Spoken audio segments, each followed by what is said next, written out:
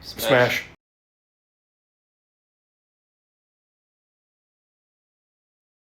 Well, hello everyone, and welcome to the SmashCast. I'm Stevie.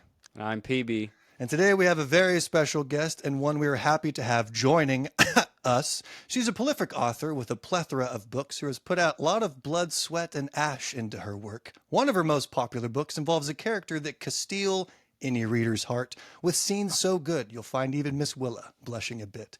We as a podcast truly have ascended by having her as a guest, and hopefully after this episode we can Apolly-con you into reading her books. So, honey, do us a favor and please welcome the primal of spicy fantasy herself, Jennifer Armentrout.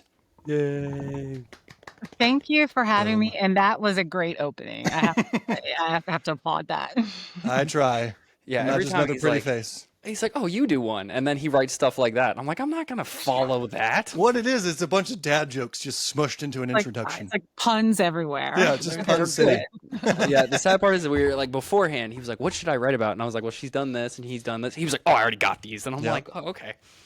So. No, I think you mentioned Apolly-con, and I didn't register that, and then I put Apolly-con, blah, blah, blah. Anyway. Yeah, I had that. And then the honeydew thing, I was like, The honeydew, I think that was good. I have a question about honeydew, but first of all, thank you so much for being here. Yes. Jayla, can I call you Jayla? Yes, actually, I like that, Jayla. Jayla, it's like McLovin, you know what I mean? Right? Like a one name thing. One name.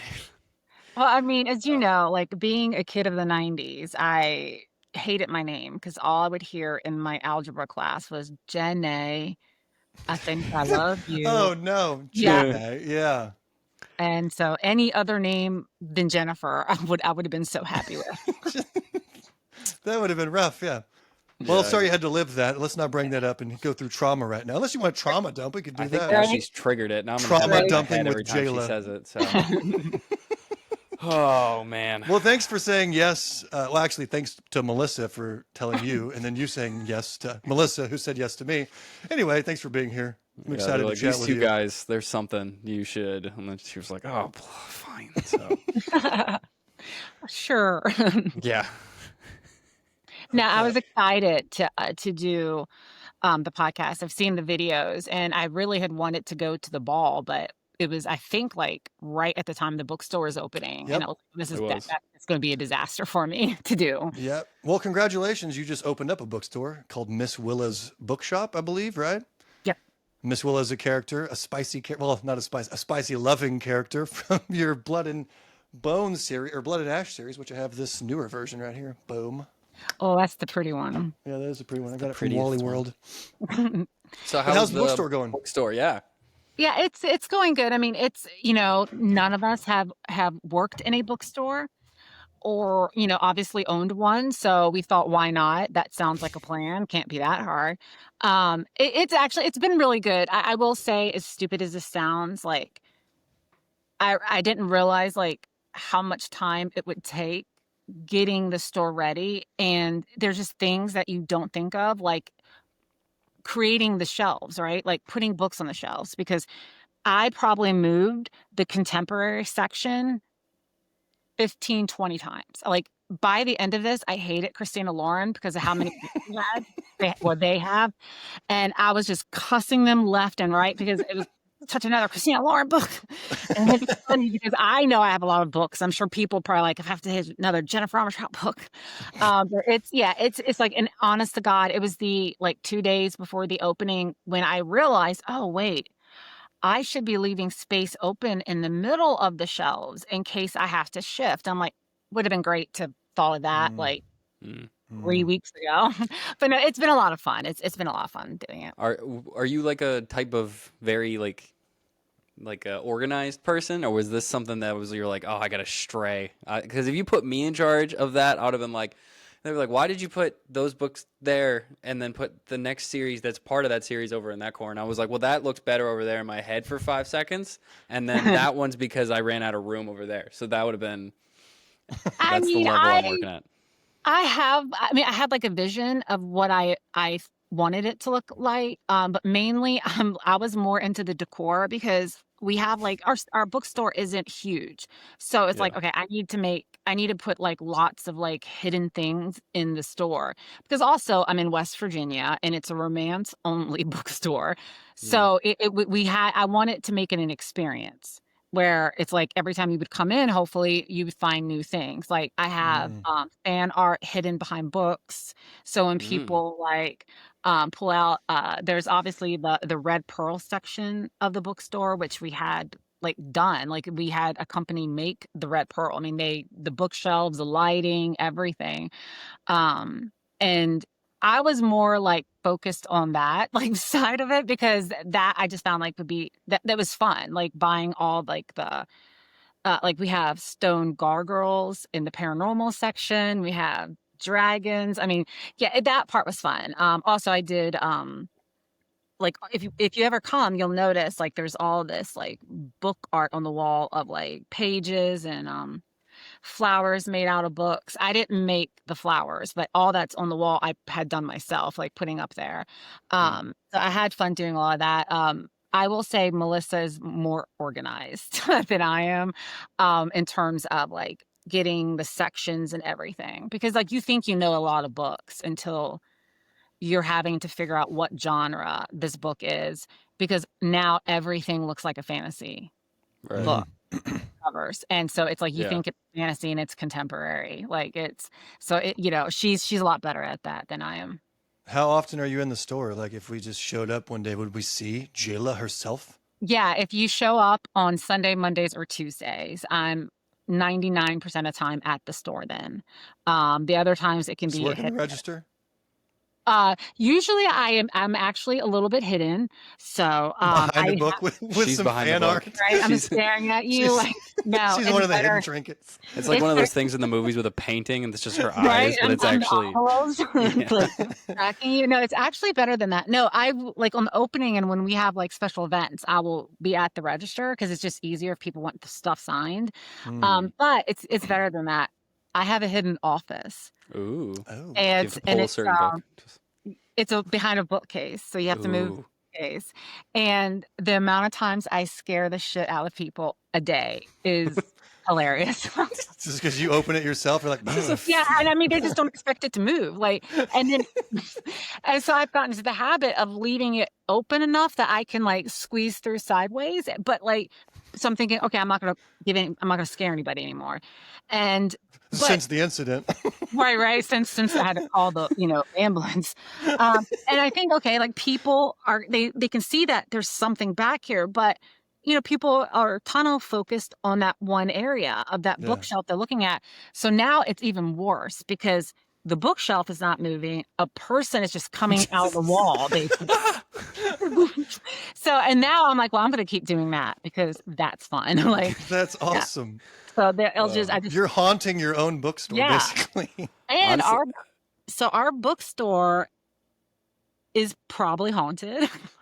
Okay. It is in a very old building that had a funeral home or because apparently in the early 1900s, the funeral home burnt down as buildings apparently did often back then. And so they thought, oh, this basement would be a great place for a funeral home temporarily. And then it became the morgue. And I didn't know any of this at first. We were just finding this stuff out as we was doing the renovations. But no, we almost all of us have heard and seen things in there that you can't explain. The craziest thing is Melissa, me, and her sister. We were the only ladies in that bookstore, and we're standing there like unpacking books. And clear as day, we heard a woman laughing, and it was like coming from the hallway, and we all stopped and we're like, what was that? And there was nobody else. Like the guys that were working on the store at that time were there. So we thought, okay, maybe one of their girlfriends came by. They were like, no. There was no other people back here. There was that. And I mean, there's not enough time for the amount of stuff. I will say another funny thing is that, you work in a bookstore, books fall, right? That happens. But sometimes the books fall that make no sense, like books on a bottom Sometimes shelf. they're thrown across the room. yeah. Well, books on the bottom shelf will end up in the middle of the aisle face up, which is gravity All down right. the fence, right? I'm no And longer going to this bookstore. Is No, Yeah, I what was I'm no. about to say, I was very excited Something's to gonna- attend, but now I Yeah, will I stay don't away. say you don't have a bad feeling. Like you don't get creeped out. And I was there all night by myself, like the week before it was opening. And of course, like at that point we'd been hearing things and of course I watch Paranormal Caught on Camera, and this whole time it's like 3 a.m. in the morning by myself, and all I kept thinking is that stupid show and where they're like Jennifer was stocking shelves at night by herself, and I'm like, stop it, because it was just like I just kept thinking I'm going to turn around and something's going to be standing there. See a face. But the book that Melissa, she wouldn't touch it. She was like, I'm not touching it. And it was, again, a book that could not have fallen that way. And it was Haunting Adeline. Oh, of course God. it was. I was like, well, this ghost got jokes. I was like, yeah, Do you it was, believe in the paranormal, Jayla? yeah, yeah. Well, I mean, I like that stuff. I wouldn't want that stuff in my house. It's like Like, the Yeah. bookstore, though, for yeah, sure. yeah. Although, see, So I now was I'm like, hey, it's thinking not in my house. You do you. Put them books on the shelf would be nice. you should have done like Yeah. a Oh, gothic yeah. bookstore. It would A have been ghost very has on never. brand. Right, yeah. A ghost has never done anything that was helpful. They don't put the books Right? on the shelf, yeah. Like, Why don't you clean up around here, ghost? right? Like you could actually pick something up once in a while. But yeah, I Should mean, be it back is. there reorganized. Yeah. I like plausible because of course like there's a ghost company in town who's like, oh yeah, the whole building's haunted and we can do an investigation. I'm like, nope, because I like plausible deniability. I don't. Right. Yeah, I don't want someone leaving a recording. I don't want to hear that. It's Yeah. like Right now it's fun. I don't Right want it now to it's be fun. real. You'll make it real, and nobody wants that. no, Oh, no. we saw a demon walking around the Yeah, bookshop. right. Because it's Oh, always a great. demon, It's always a demon. It's never Time to someone sell. nice, you know. right? Never. It's never a morally gray hot dude. No, it's Right? always a It's demon. always a Hey, creepy morally gray is old subjective person. as self, so. Yeah, that's true. And then Jen's just hiding in the walls, so you Right? got. I'm the ghost. It's actually. Yeah, you're the ghost. She's That the is hilarious. I've always had this dream of owning a bookshop and not coming out of the wall, but I'm going to add that to my dream now too. You know, now I'm gonna go there, and I'm like subconsciously just gonna be at the end of every bookshelf, just like Which one is it? Shaking it which one? slightly. Yeah. All of a sudden she's gonna turn, and my face is just in the hallway, like, I'll oh just be wow, like- there it is. You're going to jump scare the jump scarer. Yeah, that's what's gonna happen. I'll be like, And oh, it was this one? Okay. I try not, and I will say this, I try not to scare people, and I think that makes it worse because I go so slowly so that I Yeah. don't. And that I just realized, well, that just makes it worse because they just see me creeping slowly into like the side of their vision. And so at this point, I'm just like, I don't know what to do, like to stop You're this. lurking toward them, and that's Fast, worse. slow, nothing works. It's legit. Nothing Yeah, works. that's Yeah, not- it's I think it'd be like- fun. Just put like a hand out first, and then Oh, just yeah. inch around the hand. That Yeah. that would help. She has like an exit sound, like Jennifer is exiting her office. Please be aware. Well, when I was originally just opening the door, I wanted to get like one of those like truck backup signs because I was so afraid, or sounds, because I was so afraid I was going Yeah. to knock somebody over. That with would it. scare me even more. There's a truck about to hit me. Oh wait, it's a person, and she's stalking toward building. me. She's And I walking can feel that's gingerly the ghost. toward me. It's a world famous author, and she hit me with a shelf. Not just a shelf, a whole ass shelf. Whole ass shelf. It sounds like you're having a good time at your Yeah, at least bookstore. you're having a good time. How long have you wanted to open a bookstore? Were you just like, I do would this. say it's been probably since I fell in love with reading. I mean, the first bookstores I ever went to, and this is going to age me, was Walden bookstores. I don't even think they exist anymore. And I always thought that would be the coolest job. You know, in my mind, I'm like, you get bored, you read a book, which, yeah, that doesn't happen. Because, like, there's always something you have to be doing because, Yeah. again, books fall. And so you're constantly. Ghosts are real. and books Yeah, are- well, yeah, and that and just books are just terrible, staying where they belong, and so you're having to constantly picking up because I'm sure I've done this in a bookstore, and now I'm like, God, don't ever, I now that I'm on the other end of it, is you pick up a book, right? You think I'm going to get this, oh, I'm not going to. I don't want to walk it back. I don't even remember where I got it, and so you just sit it down, and so it's like you have to go through the bookstore like several times throughout the day, like retrieving Yep. all the books that are in the wrong places. Yeah, I worked at GameStop. It's not books, Mhm. but it's the same Same, idea. They have an order, and kids would just be like, "Man, just put this one there, and put yeah. this one They're there." like, I don't want that. Yeah, because you have it in the system, and now you got to find it in the store. Yeah. Yeah, it's Now it's Yeah, moved, and and I don't know you where have it the is. book somewhere, Yeah, and it's because it's I sitting know in the wrong I section. have this yeah, book. Yeah, well, yeah. that's I go ahead, love Steve. dusty old bookshops. I wanted to be an old man and wear a cardigan and a tie and just own a bookshop. But I don't know. Maybe we'll get there one You'd day. be I'm like crotchety and like kind of like when they come in and be the grumpy but heart of gold type bookstore owner. Sure. yeah, I'm Yeah, in why not? talks. I'll come I'm out in of the walls. It'll be a whole thing.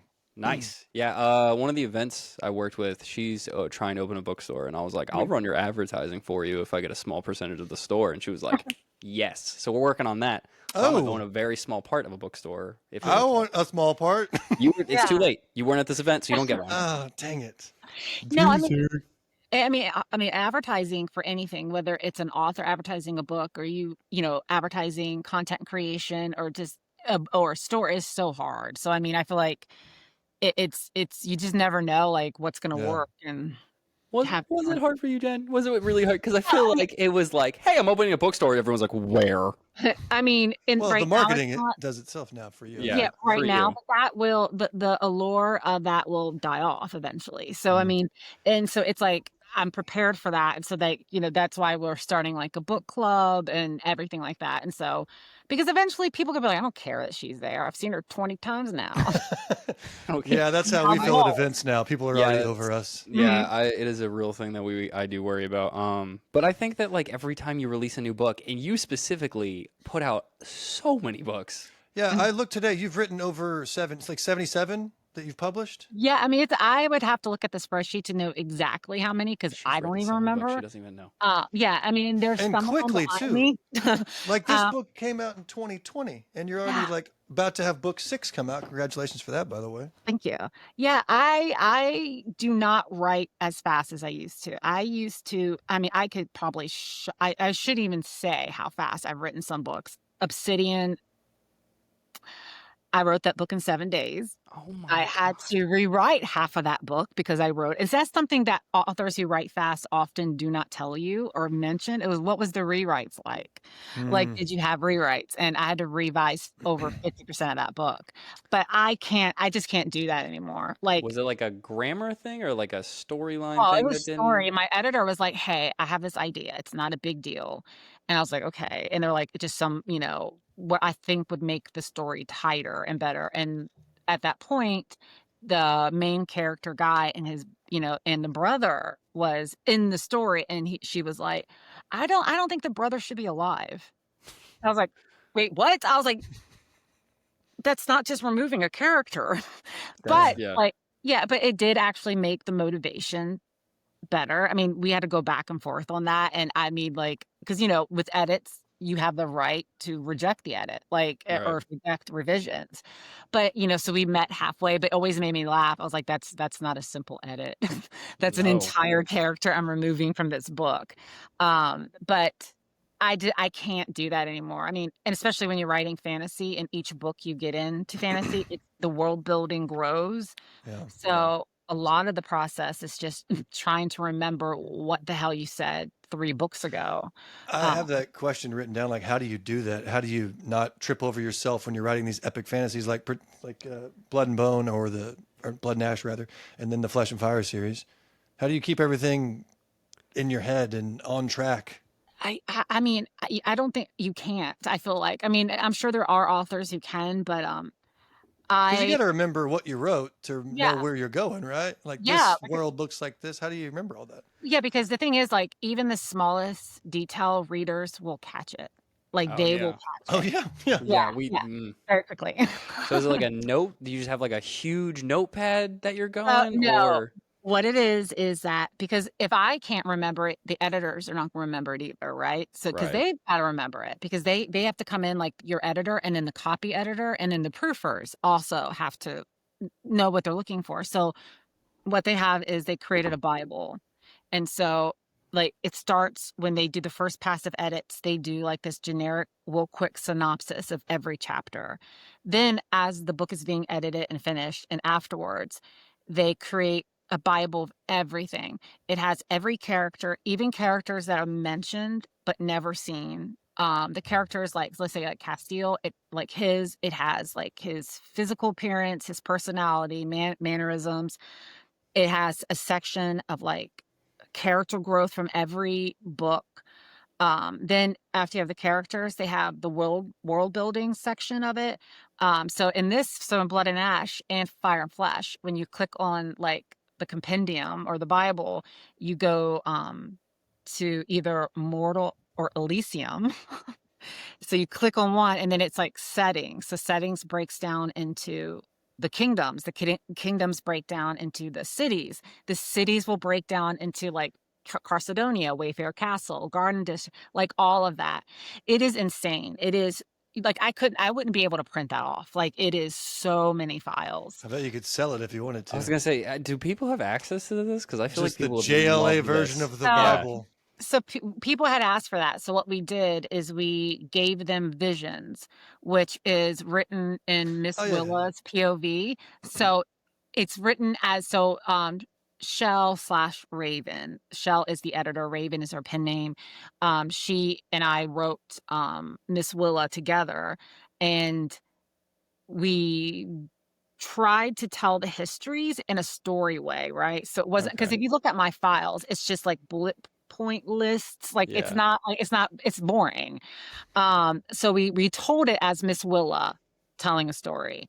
And then we put like I did some bonus scenes in there. I did an interview with Kieran, and then of course I had to put in some of Miss Willa's diary entries, because people all the time ask me if I'm ever going to write the diary, and I'm like, well, no, because it would just be sex. That would just Smut. It would sell like- a lot of Smut. copies, probably. You would sell, you and I Yeah. both know that would do well. I mean, that So I would. feel like I would never be Be a able to write in the bedroom manual for people. after that. Yeah. I would be like, I'm so done writing these scenes. Yeah. But yeah, so we did put, them in there for the people who really wanted it. I mean, it's. I mean, I will like Lord of the Rings nerds. That's their. They will read Yeah. bullets upon bullets upon. They and know then more they'll have about the conversations stories. about it, and then like hypotheticals break into it, and it's just a whole.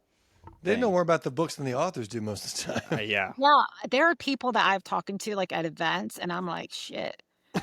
I'm like, I need to ask I you. wrote that like, where? what? I'm like, what did I say? Yeah.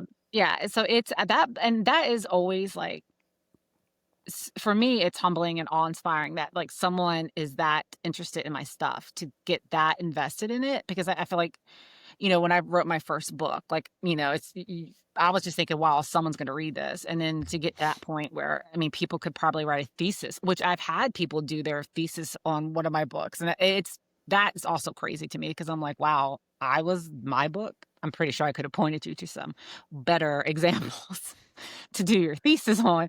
But like, it's crazy when you do that, because I mean, I'm a reader, and so I've been that way with the series before, where it's like borderline obsessive.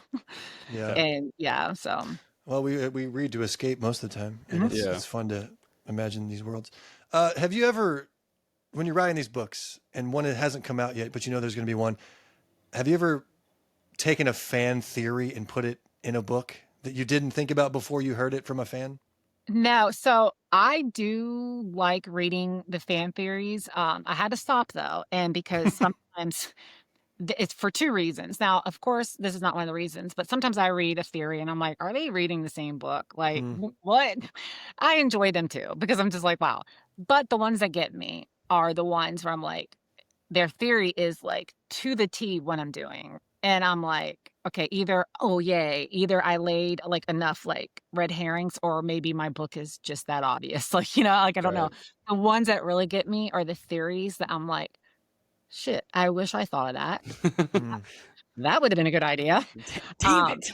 No, so I stopped reading them, because like I feel like once I read it, it's hard. Even if I'm going to do it, it's hard for me to do it. Yeah.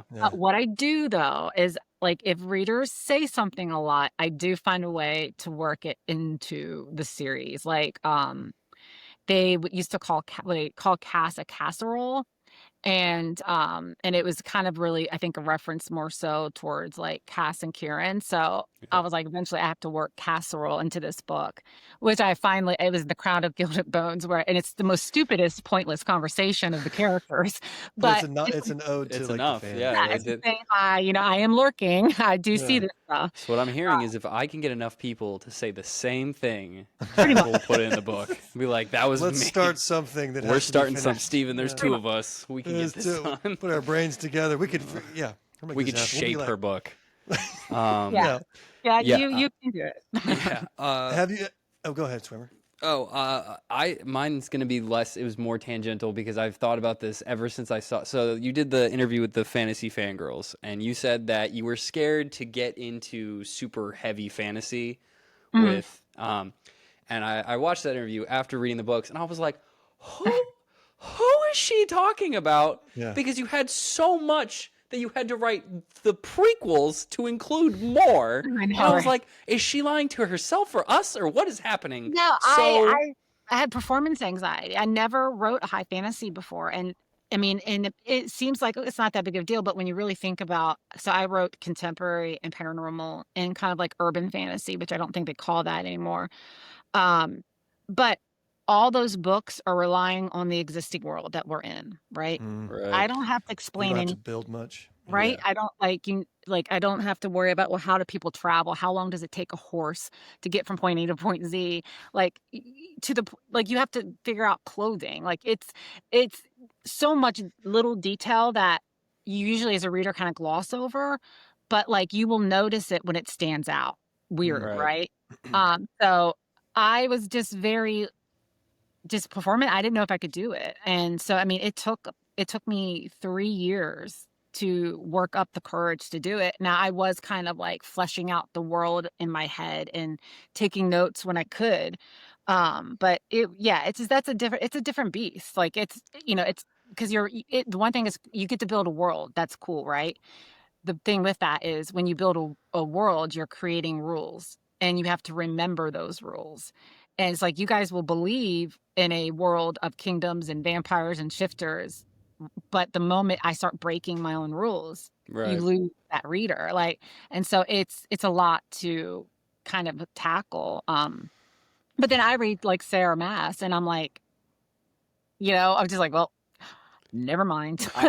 Because it's like because to me she has that old school fantasy style of writing. I would love to. You said you had confidence issues. I would love to have confidence issues and then just come in and then just knock it out of the park with like the most amount of info and creativity and just everything. I think your book is probably one of the most where it's just like, and then there's a new species, and I'm like, the book's almost over. Like there's still new things.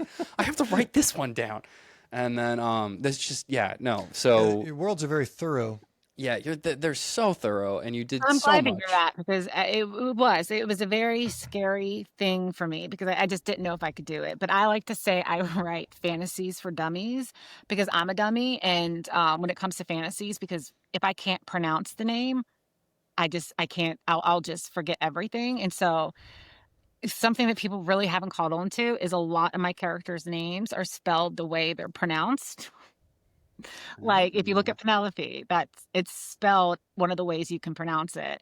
And so I did that on purpose because I mean I've known Sarah for years and her character recent. I'm like, I don't understand the spelling of the name pronunciation. And like even when she explains it to me, I'm like, nope. I don't get it. We had an event where the DJ had to announce the characters. He mispronounced every single one. Like every single character he wrote wrong. And you could tell he was getting stressed out by the end. And I was like, the event coordinators were like, we went over this beforehand. We talked about this before everything. Yeah. Well, you said you're a dummy. If you're a dummy, I am basically dead. Because Yeah. you seem very smart, especially on Yeah. paper and in And person. she's like, yeah, I was really struggling. And then I wrote these crazy long, in-depth books in 2 days. And then it just, Yeah. I wrote a whole novel in a week. A whole Yeah. ass Yeah. novel. Yeah, Yeah, whole I mean, ass novel. a whole ass I novel. think it's I think well I mean I think a lot of us have like imposter syndrome in a way too, and I feel Yeah. like Oh, when yeah, you are yeah. doing a new genre, it's like that's amplified a million times, and so but I mean also with the whatever success that series has had, there was a combinations of factors that were completely out of my control. It wasn't just my writing, and I've always been extremely lucky in my career where I've always had reviewers or influencers or bloggers back in the day that would just pick up a book, get behind it, and that's the type of marketing you can't buy, you can't replicate, you can't force people. It's organic. And From Blood and Ash came out in March of 2020. And, Right. I would never say that was a perfect storm. I don't think a lot about that time was perfect, but a lot of people were at home. And at the same time, book talk was taking off. Yeah. And it was like that, these factors came together. And I mean, that wasn't anything that I did. And and that I think, who would have known if all these things didn't come together? But I feel like I've always been lucky with the Yeah. reviewers and the book bloggers of their time that are now TikTokers.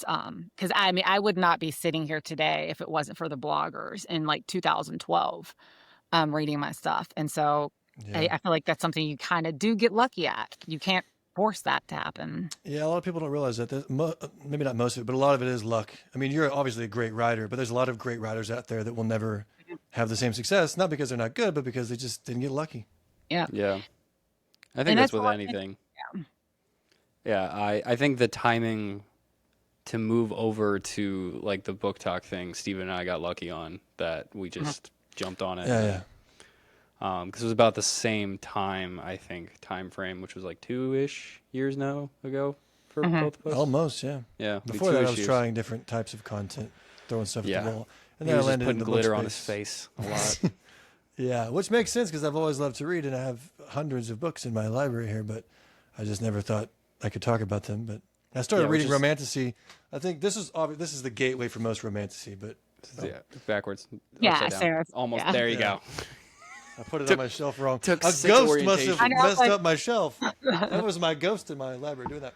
And then, I wound up. Yeah. I started reading your book because of the Blood and Bone Ball that we did recently with, what was the name of that company, Squammy?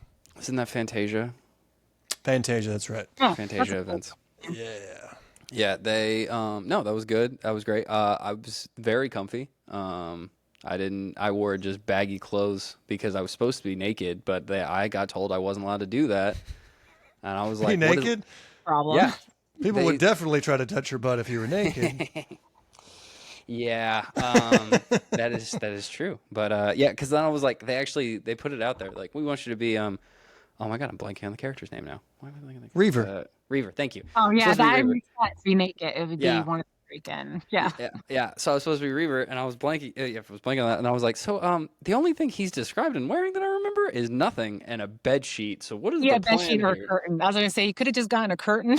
I got very, very flowy clothes, and they're like, it's a bed sheet, and I'm like, all right, fair enough. So I was very comfy. So I I'll feel like a give him- curtain would be like risking a lot though. Like anything that could be easily tugged on, even accidentally, would probably.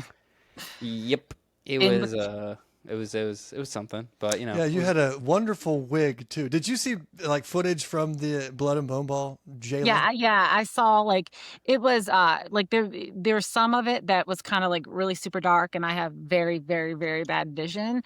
But yeah, I did get to see some of it, but I didn't see him in a blonde wig though. He took it off halfway through the night. No, I so- did not. I took it off like an hour left. Don't.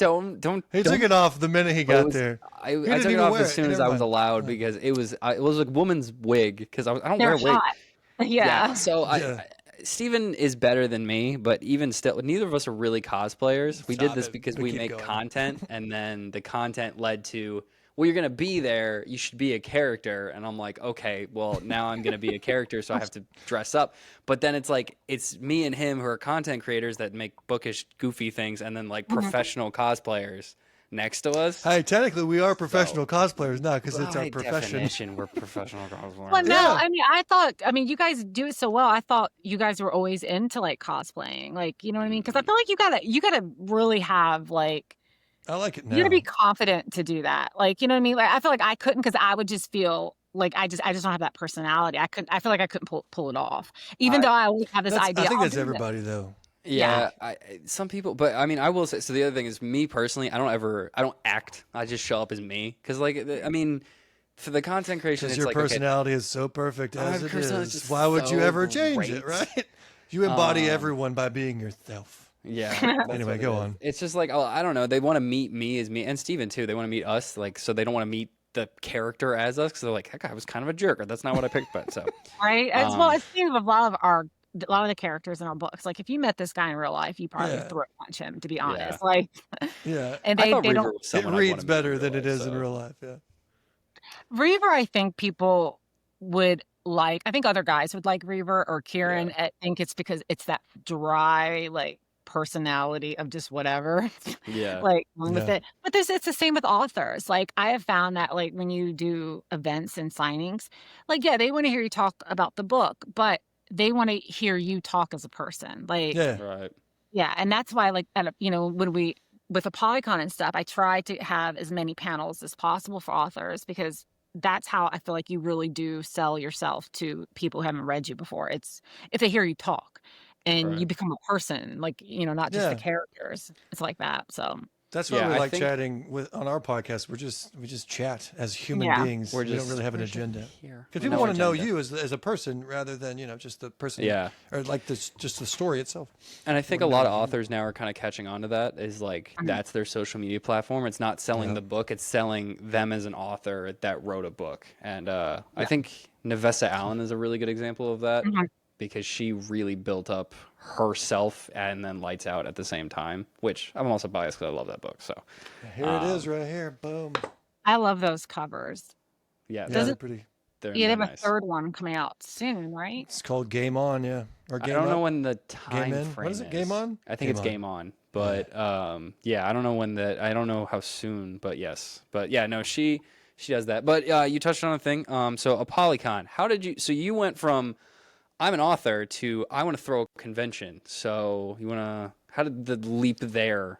You went. I was going to talk more about the ball, but go on. It's fine. I wanted to know about the convention. Then we'll go back to the ball. We'll circle back. Okay, It's so fine. circle back. Go ahead. I would like to say it was my idea. It wasn't.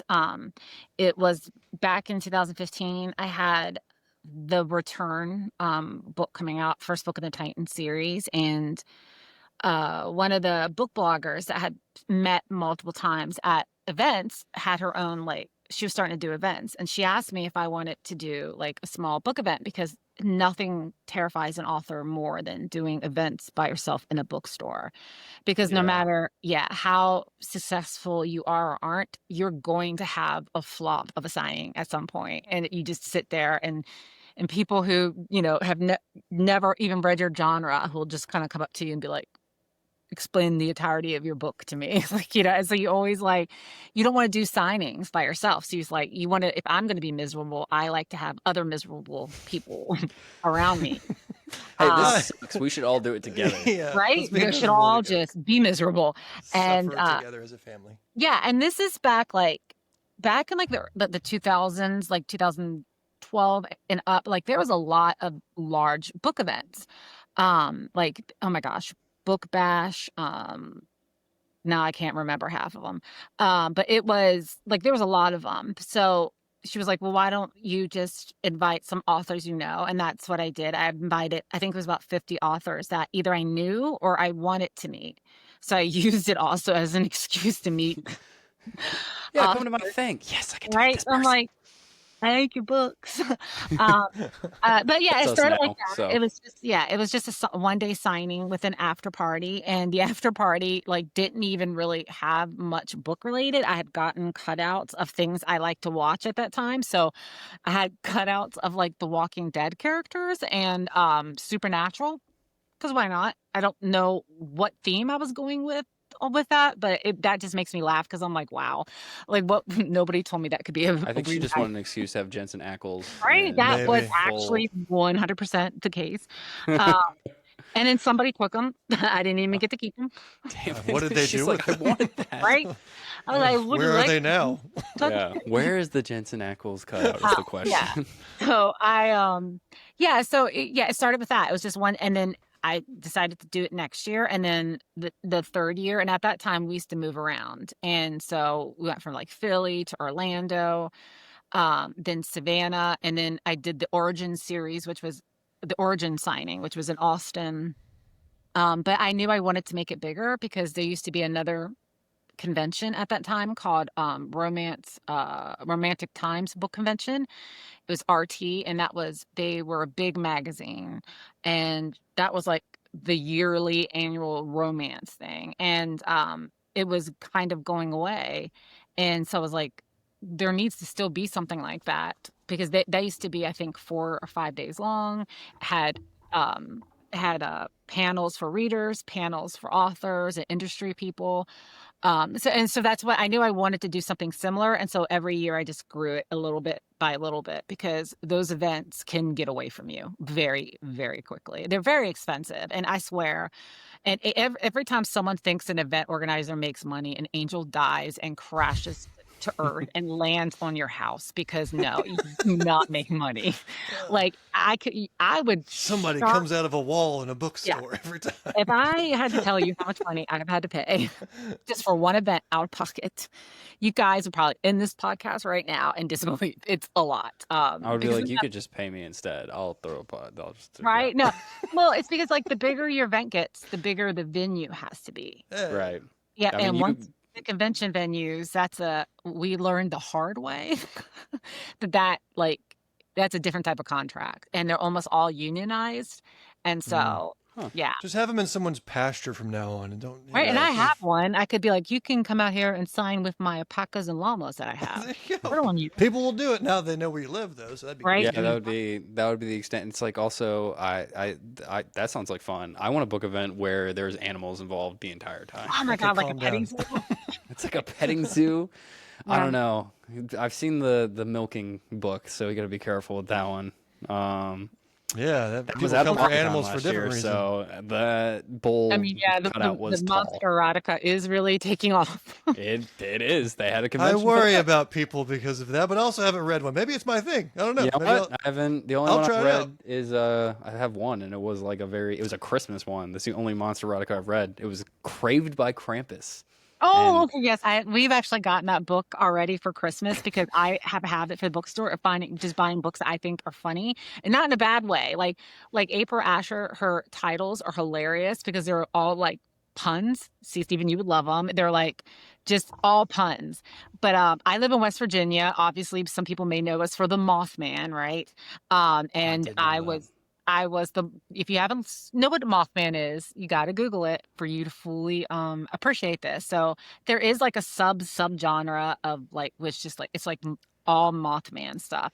And I was looking for books to buy for the store on Ingram, the distribution site where you order from. And I stumbled across I was reordering The Kiss of Basilic. And that's how it like got me to Mothman. And it was like a whole series of Mothman does this. It was like Mothman in every romance trope you could think of. So I'm like giggling because and not giggling because I think anything's bad, but I'm like, I'm going to get some, right? And I was like, I can get this for Halloween. We got them in, we put them out, and every single one of them sold out. We have reordered these books like probably 5 times. This? Yeah. I mean, yeah, like people do him differently. You got to look at the Mothman Literally, statue. they do them differently. Yes. These Look at books. the Mothman statue in Point Pleasant, West Virginia. They put a Oh, statue of him, and he is a lot more like, okay, like I can maybe see where this is going with that version of the Mothman. Oh He's dang, that's like very a buff. legit statue. is that Yeah. it? Oh, yeah, very buff. Is And it rubbed down in certain I was places? gonna say, does it have the metal wearing? right, Yeah. Oh. but yeah. So yeah, but that thing is like I think people do like it because some of it does make you giggle.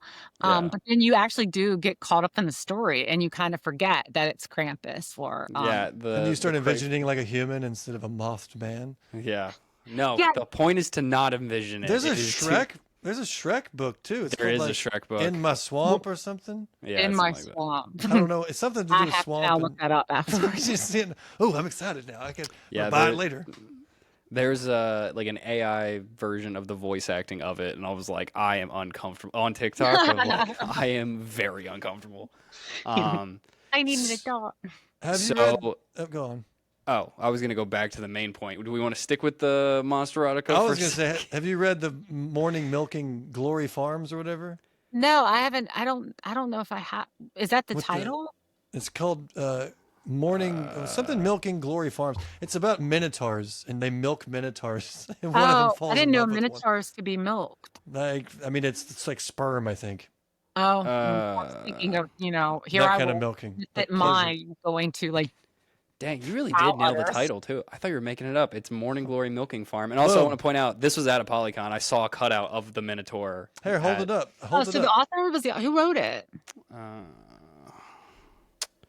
C.M. Nescosta. Show a Yes, I knew picture that. of the Yes, minotaur. I didn't know that was her. No, I mean we probably have it at the store because like we usually I'm sure you do. I will. The funny thing is with these books, you don't sometimes know where to. Yes, we have that. Yeah, like you don't know where to shelve them sometimes because they're like, are You don't have they- a, are they a sexting Minotaur? Or No, I am in Section? West Virginia. I'm pretty sure I that now would cause a problem. I'm not gonna lie to you. For a Polycon last year, they the cut. So they had the convention, but then with the convention was like a child's cheerleading convention. Oh, so I don't even get started on So the those mixing of the aliens. oh yeah, that's not, I'm not even gonna I wasn't gonna touch that part. They were children and they were something. Steven, you have kids. What you want to do is dye your hair the same color as your kid's cheerleading uniform. I saw 3 different dads with that, and they were like, I didn't see that. That would be. yeah, I saw like Calm look, down. I was obsessed with watching cheerleading competitions because they are. I mean, they're athletes, right? Like the things Yeah. they do, and I was so excited when I heard that competition was going to be there because I was like, oh, I'm sorry, guys, I'm going to be watching them perform. That was not what happened.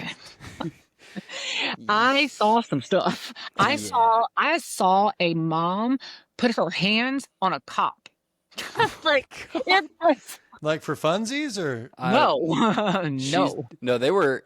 they were the- not. It was bad. It was Yeah, bad. I heard. So I was getting breakfast, and the difference between the cheer moms and the book ladies was pretty Okay. drastic. The one lady was like, she talked like it was her job. Like she was like, we went to this place, and then my little Linda went to this place. She checked second. We had to have a conversation with the referee, and I was like, oh my god, Yeah, Oh, it was insufferable like dance parents. moms times 500. If you they ever were watched that scary. show. Yeah. But And the girls were everywhere. They were everywhere. They were tumbling off the gazebo. At one point, I'm walking through the atrium. I'm like, did I just see a small person just cartwheel over something? I know I have bad vision. Why I was haven't this done any drugs. Why was this happening the same time as the Smutty book thing? Oh, it's all just make some money. I mean, Yeah. the hotel was like, it'll be fine. It Oh, the was same building, different rooms though. no, they were in the same hallway. yeah, Oh, it was like one Jesus. end of the hallway. And the worst thing is, I think it would have been better if they'd put the cheerleaders at the end and the books in the middle, because you had to traverse the Oh, kids God. doing And it was a flips. gauntlet of everywhere. Like you Yeah. It's couldn't- just like a you- weird It was scary. festival. And the other Yeah. thing is, you would think like the moms would be like, "Okay, Cindy, watch no, the yourself." mom No. would like knock you out for Yeah, getting the like, Sid- being the in mom- their way. Yeah, the mom was like, my little McKinley is trying to be I love perfect. the names you're giving these kids. We're trying to perfect her And the back, accent. McKinley. and you are in That's their what way. you do with a fire. I'm McKinleying it right now. Yeah. I'm just No, it trying to was- get to my yeah. books, and she's like, Yeah. "I'm trying to get the backflip." She's gonna go pro. I didn't even know there Yeah. was pro. Yeah, you're like, I Yeah, didn't she think could be a they're thinking Dallas after Cowboys college. cheerleader. Yeah, Making No, a it nickel a was year. so at the Gaylord there is like this diner that has like a bowling alley in it and Yeah. stuff like that. They were in the diner area doing stunts on the bowling alley while people were in there trying to eat their food. I mean, it was just they broke the escalators like 50,000 times. And there was a part of that, I'm pretty sure, like when you go down to the exhibit, because they were on the exhibit hall. yeah. And I'm pretty sure there is only one way down there. That is the escalator. Like, there is, I think, a way longer. You have to go out by Riverwalk and find your way back. But it was a lot. And then they were like, I think they found their way into Callie Hart's party, and we had to go and remove them because these were young girls. I mean, I don't think they were older than like probably maybe 13, 14 I was maybe. gonna say the max Yeah. is like 15, Yeah. but most of them are like 10 to 12. Yeah, So, and then they had, and like, the little peewee ones. Now they yeah, were adorable because they would be holding hands and, like, doing, like, the little line and stuff. The rest, man, if now I look back at myself, I'm like, "Was that how I acted?" unless you had the mom that was ready to fight another mom over 1 point or whatever, I don't think you were like that. But they were intense. Yeah, it was. But they're not That's gonna their be there next year. babies. That's their They're perfect babies, though. Steven, it's not their babies. They're living through their children Oh in Yeah. a progressive absolutely. Yeah. way. It's like the There dad at the sporting event. You do your thing, son. Yeah. Like, so we were all, like, waiting to get into an elevator, and we were all standing there, and, I'm on my, like, best behavior. There's all kinds of people around me, and there's obviously the cheer people, and there was a mom talking very loudly to her husband, who was holding a little girl who was obviously the cheerleader, and she couldn't have been, like, more than 5, and obviously their team did not do well, and the mom was just harping and harping and harping on it, but she was, like complaining and being very negative, but she was like, "But it's not about winning, it's about having fun." And of course, at this point, I'm just looking at her like, I think this child who's 5 knows that's not true. No one's having fun right now, ma'am. No No, one's having fun. I wasn't even there, and I'm not having fun right now. yeah, it was just like, it was so like, it was more, it just wasn't secondhand embarrassment because you're just kind of like, oh my God, this little girl probably loved it at first and Yeah. probably hates it now, just absolutely hates it. Which is a Yeah. good segue into something else, maybe. No. No, okay. I was going to get- ask, because go ahead. Oh, mine are still okay. Go ahead, Steven. Let's see. Are they No, you related? Because said- mine was going to be a Polycon related. Is it? It was more like about writing, but keep going. I mean, it Okay, was a well, good I wanted segue. Like, go ahead. Okay. Hang on. I wanted to ask because this is like very relevant to the existence of. So, what advice do you have to people that are going to throw bookish conventions kinds of things? Because they right now in this space we've had some that kind of. None that we've been to. So None? hire us. That's what we should do. That's what we should do. Let's hire I us. did go to one. That Oh, well, you didn't did, do yeah. well. I was gonna say You just showed Oh, up. that's right. You went to the one. I went to the one. I wasn't a part of it. I was just there. But either way, yeah, I think it's important because it seems like in this space, some of it I think is genuine. Some of it I think is kind of just trying to. I think a jump on lot of what's it is popular, actually but- genuine. I think a Yeah. lot of it is they just got in over their heads. And I know that we like to think it's not that. And if I want to go back to when I said event organizers do not make money, Right. not this type. If you're running Comic-Con, different story. That's a different story because that's a different industry. Right. And if you are making money, it's probably maybe enough to pay your gas. Like people do not know how much hotels cost, how much drayage services cost. When I say a Polycon, it is mid 6 figures and higher to do that event. Yeah, That's I fully assume. Yeah, I would imagine. Yeah. And people get in over their heads. Everybody thinks it's easy until you do it. And maybe it is easy for some people when they do it the first time. The best advice I could tell people is you keep your expectations low. Start small. Do not go, if you've never done an event before, stay away from a convention center of any type. You're not going to be able to afford to do that. Because if this is your first year, you're probably not going to get a lot of really big name people because they want to make sure you can put off an event. Right. And start very small. One day, start with just a signing and maybe a little after party. And that might not sound fun, that might not sound cool, but I'm telling you right now, a lot of readers miss just those small events where it's like you're there just for a day. It's not $1,000 and then some to attend when you're looking at travel and hotel, but start small and work your way up. I mean, that is what we did. That's what most events that are still around had done because it can get away from you so fast. And I have known people that it has bankrupted them. One thing with COVID, a lot of the events had ended after that. And what people didn't know is hotels, even when it was a state of emergency, fought to keep you into that contract, which a part of me can understand because they were losing money. But we can't hold an event. Like, what are you doing here?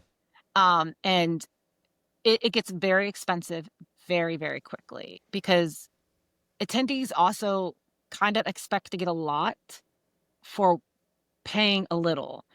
And you have to find that balance of keeping it affordable, but also that it covers the bare minimum of that event.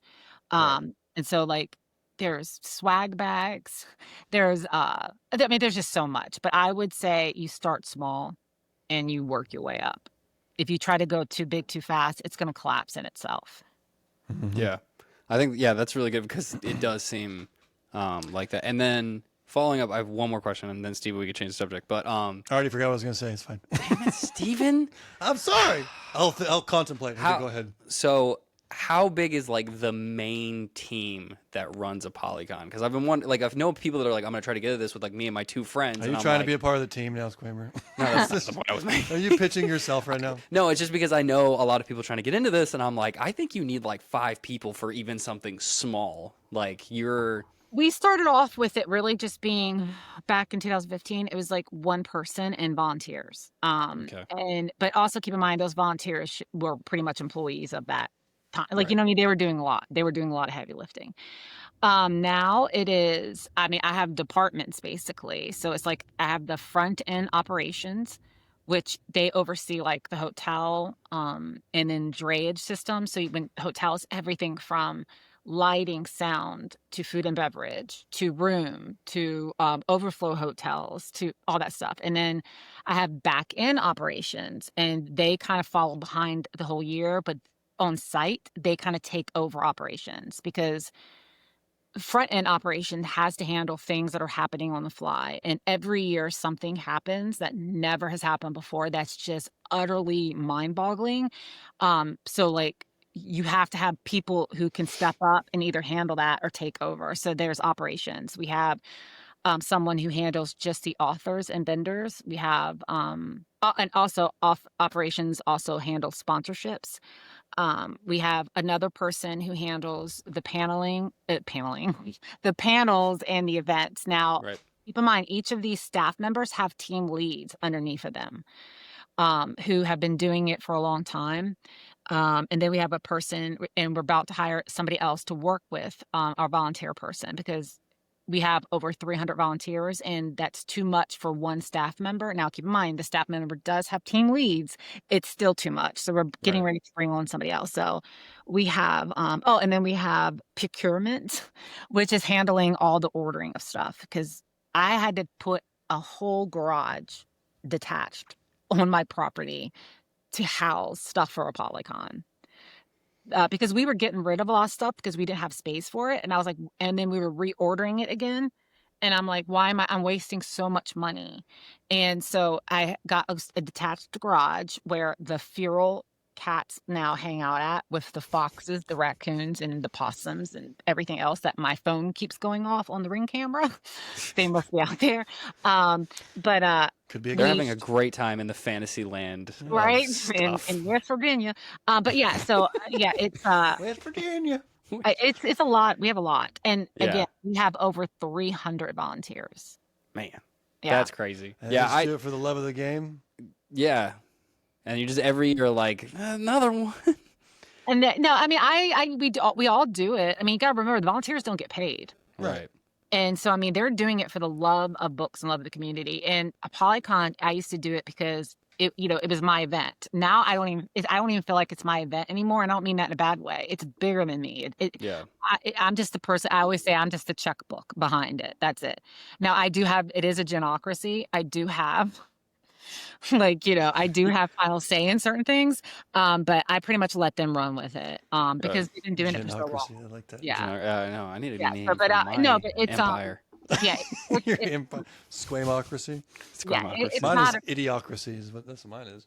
Oh, that sounds accurate too. But you do get to a point with an event of this size, you realize it's no longer about my books or me. It's about Right. all the other authors, all the readers. And we also do something called Wordsmith, which is another team of people, which is where, because a Polycon can be expensive to attend for authors. So we have basically a scholarship that marginalized authors can apply for that We tried to do a nonprofit, and that was just ridiculous. So at this point, I just pay for it because I'm like, this is to get a nonprofit you would not think would be hard based on all like the scammy nonprofits that exist in this world. Right. But, right? I'm like, Yeah. apparently, I'm don't trying be to do honest. something nice. Yeah, I actually want to provide good and I can't. Just Oh, trying cool. to do something nice. Mer- Just, America. I've learned, don't be honest because like Yeah, yeah. sadly. So, but, yeah. Just lie when you're trying to Just help lie. people. But yeah. Okay, So like. yeah. Yeah, so it's grown into something completely else, and so it's good. But yeah, I have a huge staff of people. Yeah, I just want to know because I think that right now is the time where and I think people are genuinely like, oh, I want to do this, but they're in way over their heads, or they don't even know what's going to happen, and now we keep seeing newses and people are getting on there disappointed, and it puts negativity in news articles. News is a word. Newses is now Let's ask Steven. the I author. newses, and I was like, did he say news some or like newsies? News is? News Is that a articles. thing? I'm a professional podcaster. I get paid for this. Hey, if So we say it I'm enough never- times, she'll put it in her book. Right? I'll just be like newses. So I'm not on TikTok because again, my bad vision. It's not like I can't see a lot of the controls and stuff, but I watch a lot of commentary on YouTube. When book world drama breaks into YouTube commentary. Shit has hit the fan. Like It's got real. I gasp and clutched my invisible pearls the first time one of the people I listen to. He's usually, I know all the drama on TikTok because I listen to the commentary people. But it was one of the book events. I was like, oh my God. Like, and honestly, like my first reaction is I feel bad for obviously the attendees and authors. And, until I learn more, but I also feel bad for the event organizer because I do think most of them do not start off to create a disaster. Now, some of them are scammy. Some of them are shitbags. The vast majority of them are not. Right. And it's sad because they probably were so excited about doing it and it just collapsed. And it's, and it's hard to come back from something like that. Yeah, no, I agree. And I think that it's hard to be on either side because, you're disappointed either way. So, Yeah. But when they're good, they're a lot of fun. yeah, when they're good. Yeah, because well, I've been to both sides. I have not. All mine have been nice. I have one coming up next weekend in Georgia somewhere. Which one's in Georgia? Because I know there's another one coming up near here. It's called the Night of Enchanted Realms Ball in Dalton, Georgia. Oh, next Dalton. weekend. That's near Atlanta, right? I don't know. I live in Texas. That Well, is- I'm asking you. I like, ain't never seen is no the maps thing that before. we get I live in live. Texas. Yeah, because now both of us travel a fair bit for this. It's funny because I'll be like, "Oh, is that near?" No idea. No idea. I will be getting there. They're going to tell me where I'm going to take an Uber to, and that is the extent of my knowledge. Me from 20 years ago had been nowhere, really. And so now I'm like, oh, I recognize that random city in his town and stuff like that. Yeah, Yeah, this is the most I've ever flown in this year because we just started doing this year, or I did. Yeah. So yeah, the traveling is definitely. I mean, I traveled for work some, but it's very different now. So it's interesting learning things and going to places. The other thing is we're on the other side of what you just described, where we show up and then people will be like, "Oh, what time is it?" No idea. Someone's gonna tell me where to be at that exact time, and that is the extent of where I know. I have this is why at every event now I require, there's tons of reasons, but I require a handler. Some of it's just to be like, hey dude, you're not in the right spot. Yeah. Yeah. I mean, I have to have one at a Polycon because I forget because we're up until like some nights 3-4 o'clock in the morning, stuffing bags, because it's like again, we have a lot of volunteers, but we need those volunteers to sleep mainly because they're going to be dealing a lot more with the attendees Face to face. Yeah. So you can't put someone out there who's had like 1 hour of sleep. It's going bad. So when I'm up, I'm like, I don't know where I'm at, what I'm doing. Please don't ask me. It's like I need somebody. Jen, I don't know. Ask my handler. Yeah, no, that's definitely. Yeah, I think it's you specifically, I feel like, has taken a jump from books to the business side because now you have a Polycon. You had another convention, which I'm blanking on the name of, but I read the Origin one. Right. Yeah, but then we realized 2 conventions a year was like just too much. What are you thinking? Yeah.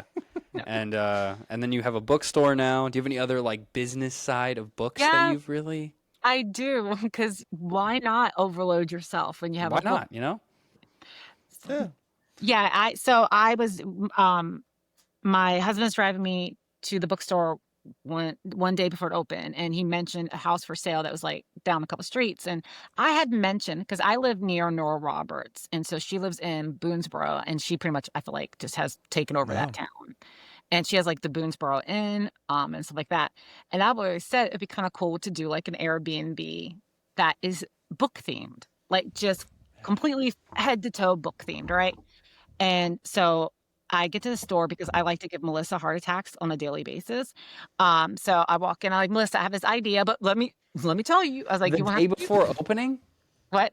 How soon before was the opening of the Oh, bookstore? this was like 3 or 4 weeks maybe before the bookstore opened. And I was like, I know, because here's the thing. I'm just thinking one day, right? Just one day down the road.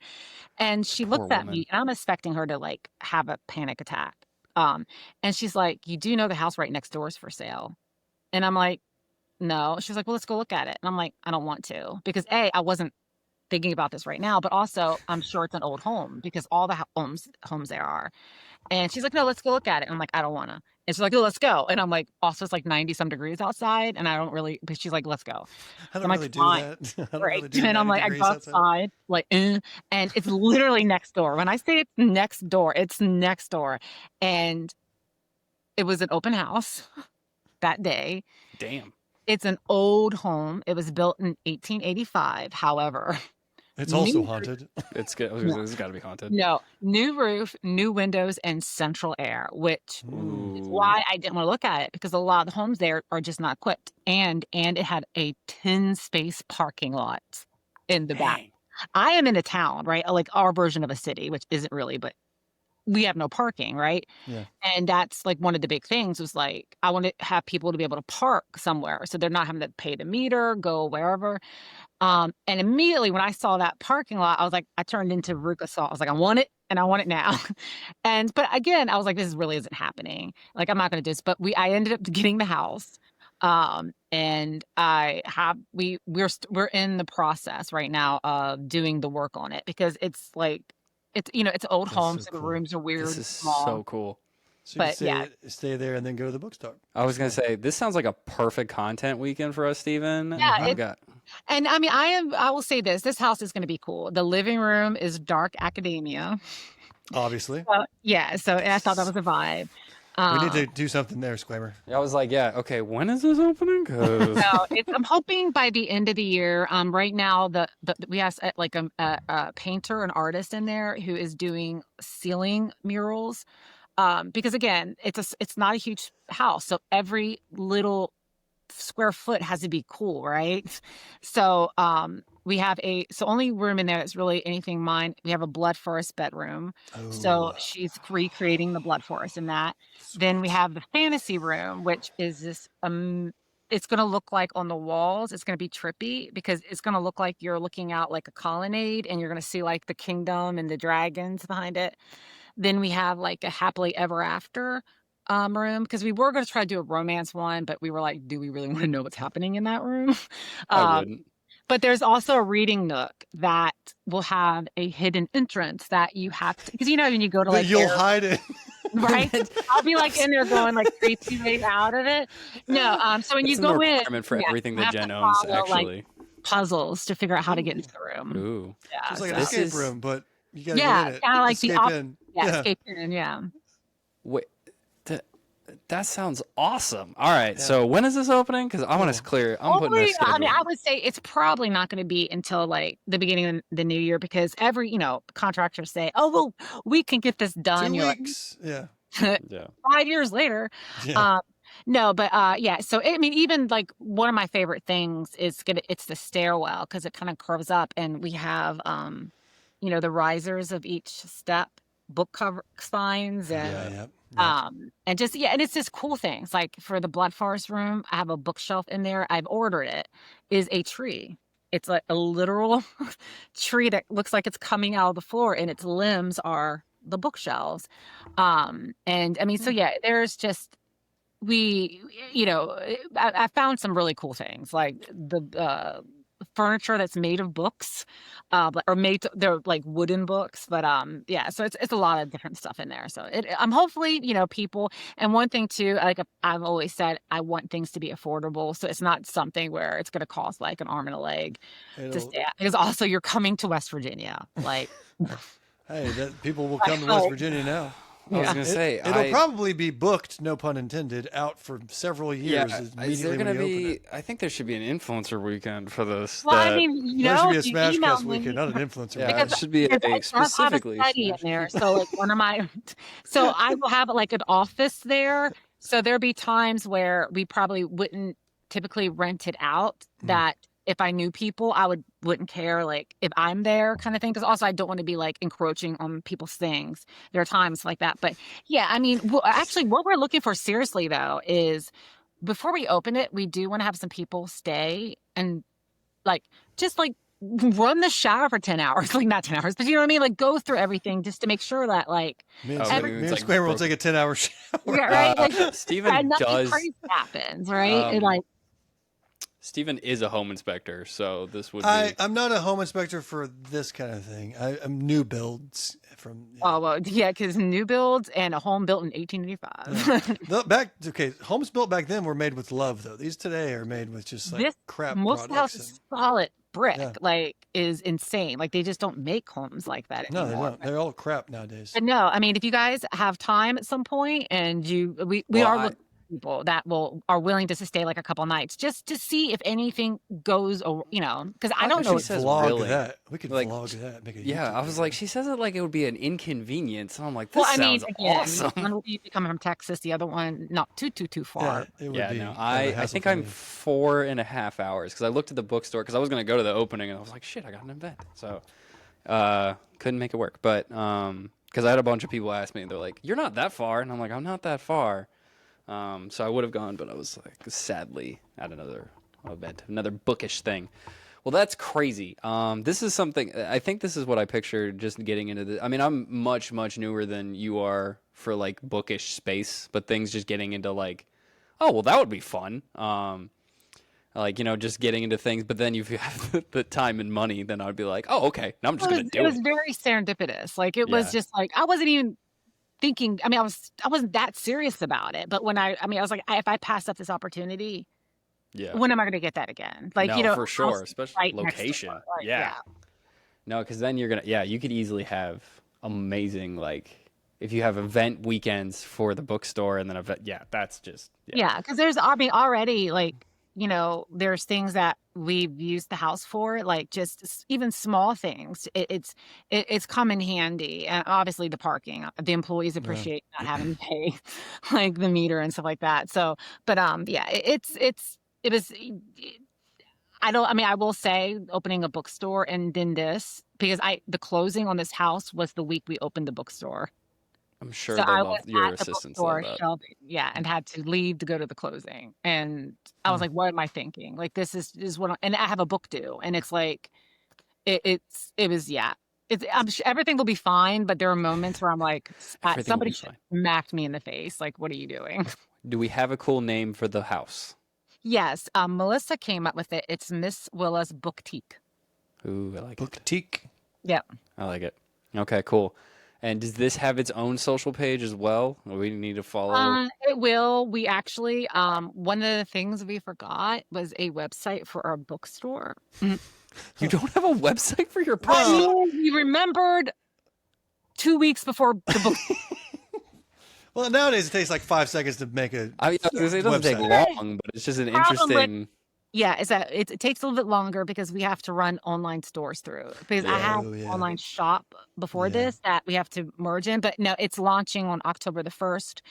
There will probably be reference of it, but there won't be any type of social media until I'm ready to share things. Now, Vanetta, who does our social media, is going to be here tomorrow, and she's going to take some videos of some of the stuff that's already in the house. And then once it's ready, we'll get things up. Right now, it's still some of the areas is like obviously paint stuff is everywhere and things like that. But yeah, we forgot our website for the books. That's funny. It's just the little things you forget every now and then. Just the little things. The small things. Are we the first people you told about this house? No, you're the first people I told it really any details to. I had mentioned Ooh, it. respect. You got the Yeah, scoop. yeah, I asked the right question. I felt like I There we unlocked go. something. It was a good yeah. one. Yeah, I mentioned it, but I haven't like really went into a lot of detail about what the rooms are and like the reading nook. Like the reading nook is almost done, except for like the hidden kind of entries to it. Yeah. Yeah. That's the easy room to do. But yeah, it's a cool space. I mean, I do like doing dark academia. These the color schemes are kind of crazy for me, but it's been fun shopping that kind of stuff. Yeah, I really want to go to Dark Academia bookstore because they do Mhm. exist, but there are none around me. And I'm like, I'd have to legit get on a plane to go. I can't remember, but I saw one recently that was like, oh, that's awesome. I I don't feel know. like there would be a lot of them in England for some reason, or like Yeah, Yeah. America's behind on like the darker side. Right now it's because that's the thing with you said with all the book covers. They look kind of the same right now. They're all very like contemporary bright Hoo-hoo. colors Yeah. for Yeah. yeah. woohoo. Look at me. Everything is terrible. It's a dystopian world. Right. There's a girl in Oh, a dress. yeah. It's like, she's That was smelling like the flowers. entirety of young adult genre Yep. when I was Yeah. writing young adult. And the Yeah. girl never wore that dress in that book Yeah, ever. and all the flowers are actually dead. Yeah. Yeah, no, it is quite interesting how someone like one thing is popular and everyone's like, "Well, if that's working, then It's just every." marketing, right? Yeah. And then they saturate the market. And a lot of it's the publishers, not necessarily the author. And but yeah, like right now it's illustrated and so it's everything is illustrated or everything looks like a fantasy. Yeah. And um and it's hard to tell apart, but the books that are like erotica or like very dark that are illustrated kind of make me laugh because I'm like, oh, they just bit off more than they could chew. That book because like I know the author's name and I'm just like, Yeah. yeah, Yeah, they think they're getting like a rom com, and it's a yeah, little bit cuz more than that.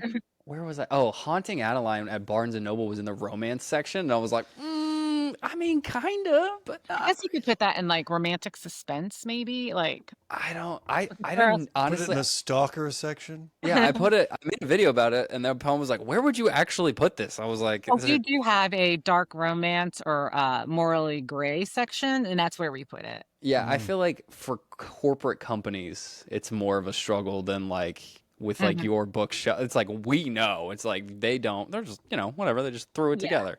it basically with like big brick and mortar stores, if they can't shelve it, you can't sell the book.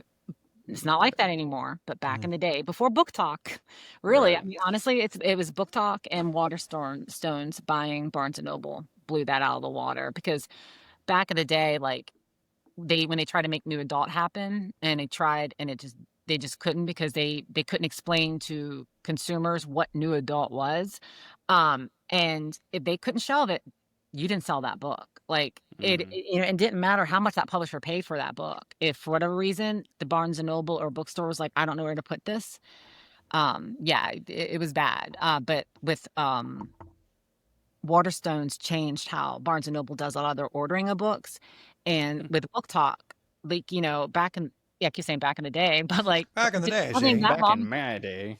probably 3 years ago, you would not have seen indie published books in Barnes and Noble Mm, ever. Right.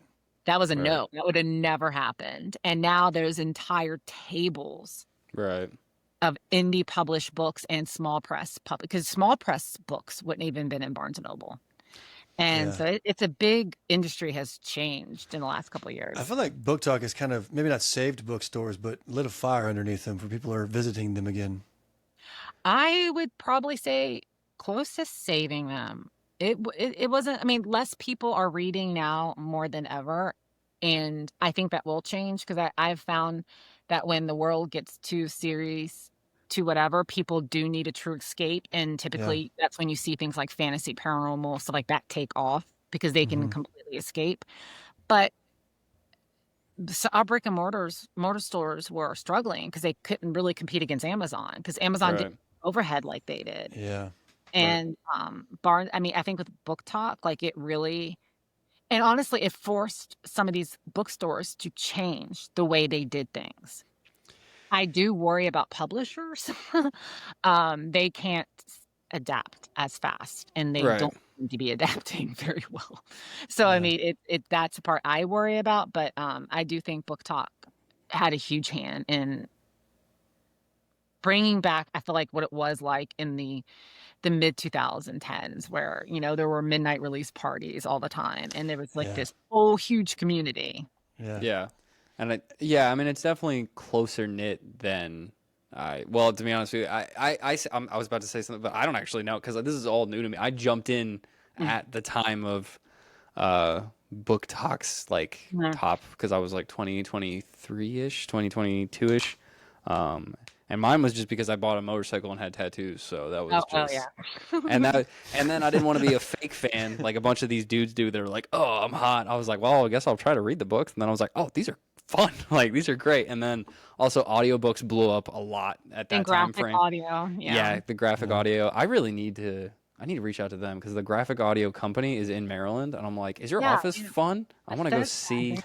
It's probably not fun at all. I know. It's like I still wonder. I'm like, is it just like, am I gonna get there and it's just cubicles? And they're like, all the I voice wonder actors if are at they home. do the voice recording there. Yeah, I know. I need to reach out to them and be like, hey, can I come? Can I come see? It's, I mean, but I'm gonna they're get at a there. Comic-Con It's- every year, so It's like Well, I that didn't we talk sell to your them. stuff on eBay store from the 40-year-old virgin. You walk in there and there's nothing in there. Like, why do you even have a store? You know what I'm talking about?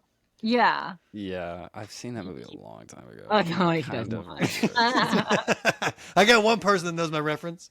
Good job, Steven. You're not I alone got to this throw week. out a movie So reference both this you go guys round. just got into like the romance side of the book community, like basically 3 years ago.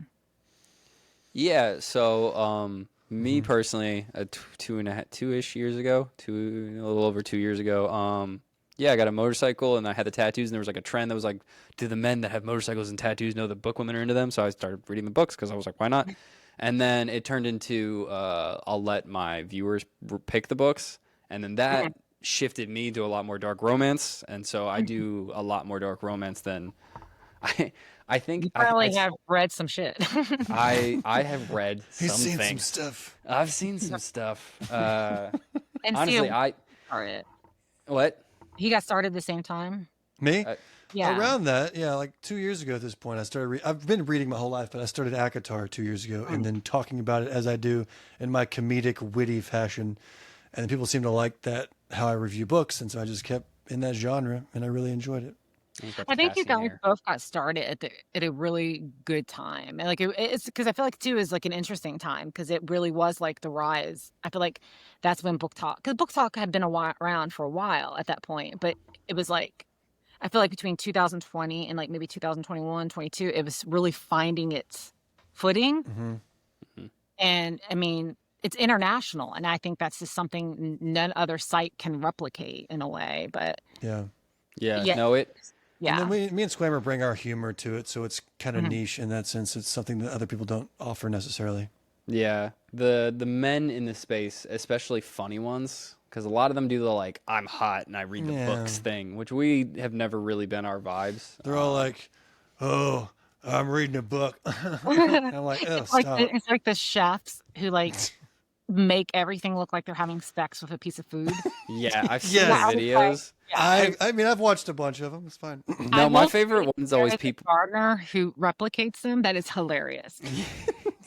Like I laugh so hard because it is hilarious looking. Yeah, yeah, we got into but that's how we got into it, and I think it's we got lucky with timing and just doing this, and then we jumped into events, and the events are growing. Well, like, I think events jumped into us. that is I- true. I didn't ask to do events. I got asked, and then people kept asking me. So here we are. Yeah, I think I reached out because I was like, oh, well, there's people doing. I think I reached out to like the first one, and then you dragged me to a bunch of them. So. Well, I never had to reach out. People reached out to me. yeah, because I'm cooler than you. It's Apparently. just so fantastic. I'm so Yeah, tall. but I think Oh, I'm so guys in humble. the In it. space can go either which way because we also have seen where guys kind of get into the space and it doesn't end well, and sometimes it's not even them, it's the women, like with the hockey teams. Like yeah. that was another thing where I'm like, oh my god, this is national news. It's like, what is happening? What But happened? like, I think it's good when you guys are in there and it's like it's not Go into it later, Steven. Okay. He's asking about what's up with the hockey team. Was You don't know? Oh my gosh. I do, but I don't know. It's something. it's just this woman got like way into this hockey Yeah, romance. but the hockey team was egging it on Yeah, it until wasn't. they didn't. Yeah. Yeah, It it was a reached a. professional hockey team. Yeah, it was Uh-oh. a book around a hockey team, but it was a professional hockey team, and then it reached it. You'd have to read the reports. It's kind of it went. Yeah. It's fodder for People just later got a then. little too excited. Yeah, things got intense. And I think that it's both ways, and I will say it is a kind of scary world to be in. I'm very like, okay, this happened. I'm not like I'm very aware, and I try to especially now I'm like, okay, I need a female handler at all times. And I was like, it cannot be a man, it has to be a woman. I need one with me as much as possible. Every And event I somebody you have. trust who's gonna be, who's not there also for their own agenda, which can happen. Yeah. Yeah. We have our assistant who's her name's Nikki. She's amazing, and she also I've started being like, if you can't provide me one, I have one. She'll come with me. She'll do better because we're friends too, and she can read, be like, oh, he doesn't like this, or he needs this, or Yeah, like he's you do need someone because as we were talking about before it started, it's like these events sometimes can get, here's the thing, like everybody is comfortable with what they're comfortable with. But as I was telling you guys, before, it's like a lot of like when I did a lot of events with the cover models, I think a lot of them felt like they had to take whatever is being done because they didn't want to upset the readers, they didn't want to upset the author. And of course, like we don't bring them in there to be manhandled, and they would be like to a way that I would like when I would see it, and I hadn't really known the model that well at the beginning, but once I got to know him, I knew that like some of this he wasn't okay with, and so at that point I knew when to step in, like and I would try either you don't try to embarrass anybody because sometimes people I think don't realize what they're doing. Sometimes they're drunk, and that's The open bar will do that often. I was gonna say it's usually usually alcohol is involved. yeah. So we have I got Book Boyfriend in 3.5 weeks, and it's me and 4 cover models and then 2 voice actors, and they were pretty like they had some pre-conversation, but honestly I think I was like, there's no alcohol, it's not going to be it for the most part. There's no alcohol. It's in the middle of the day. It's like it starts at like 9-10 in the morning. Is it at a hotel? It's at a castle in the middle of Texas, apparently. The middle of nowhere, Texas. Midland, Texas, which, as I've been told by every person that knows where that is like it's the middle of nowhere. I wasn't invited. I'm not cover model material. I wasn't invited. You were invited. You were busy. I wasn't invited? Yeah. Oh my God. We've gone over this like 4 I'm Ron times. Burgundy? Where am I going to be at then? You're going to be getting back from Europe. Oh, that's right. You're in New York? Yeah. Where are you going? UK. Manchester. Are you doing an event over there or just going over? Yeah, I'm doing an event. I think I'm the King of Day is my character. The King of Oh. Daddy Day. That's what I'm going to call myself. I'm Daddy Day. I'm Double D. Okay, calm down, me. Yeah, it'll be fun, though. I've never gone out of the country. Really? Well, yeah, I have. I've been to Canada. But that doesn't really count. Oh, my God. That's going to count. I love Canada. But it's not that far. But yeah, I've never crossed the pond, as the kids say. It is from Texas. That's going to be a hike. Yeah, it's like a 10-hour flight. And I have a layover in London. That'll be cool. It's not a long enough layover to go explore London, though. Yeah, I've had a few in Europe where I'm like, oh, I'm here for just enough time to realize I don't have enough time. I'll peek through the window and see nothing. Just touching windows. Okay. Steven, an hour and a a lot half. of questions. Yeah. Uh-huh. Do you have any? Do you want to go into the last ones? I have some ones that were sent by other people. I don't want to take too much of your time, That's Jayla. okay. I can answer them quickly. Okay, we'll do some. First one. Who's your favorite, Squamer or me? Kidding. Don't answer that. I just. Oh, dare you? No. I think it's time for this podcast to end. Clicks it. I just want to point out she followed me. Her account followed me first. I don't know if she actually is in charge of that, but It's not her. It's Melissa. So Melissa followed you. Yeah. You didn't even know who we were before this, did you? No, I did actually. Because again, I'm not on TikTok, but you guys' videos would pop up. Our reputation has and then preceded like us. videos, and then I would go look. So usually what happens is like Stephanie or somebody will send me videos, and I've seen you guys' videos before I did know who you were, because she would see them and she would laugh or like something whatever, or she'd be like, oh, did you see this? And I didn't know who I mean, that was a while ago though. And then every so often, like just weird algorithms, and it would just kind of be like these videos that would pop up my timeline that would have like nothing to do with one of y'all, like one of Steven's video, and I'd be like, one of these things are not like the other. But like, yeah. So then that's when I knew who you guys were at that point. But again, it sucks not really being on TikTok, because I do feel like I miss a lot of stuff when it starts. I And don't then really like TikTok anymore. I'm more of a Reels guy now. I like TikToks though, but I also would like it if I could use it. It'd be great. Steven is now just topped his most popular video, and it has nothing to do with his current content. No, it's me holding a big chicken, and I squeeze it, and it screams, and it's like 15 seconds, and it has 14 million views on TikTok.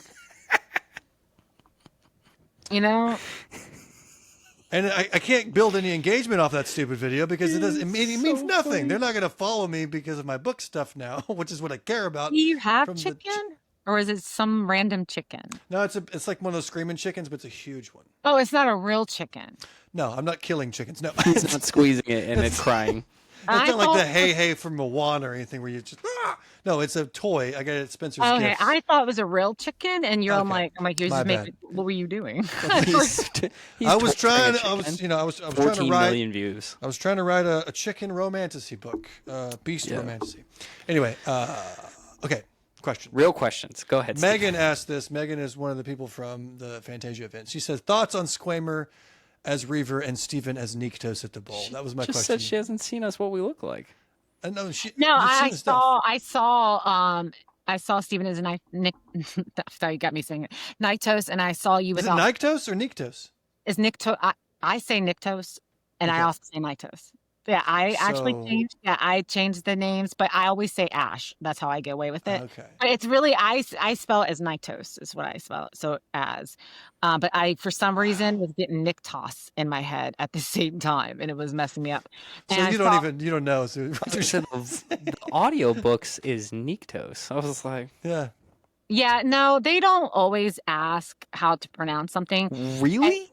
No, I mean we started a pronunciation guide, but we learned that not everybody looks at pronunciation guides the same way, because you know how like some of the like they can be pronounced differently. But it's like so I always say Niktos or Niktis is what I always say. I go back and forth on it My myself. life is a lie now. Art Yeah, is, I was gonna art is- say, art is a lie.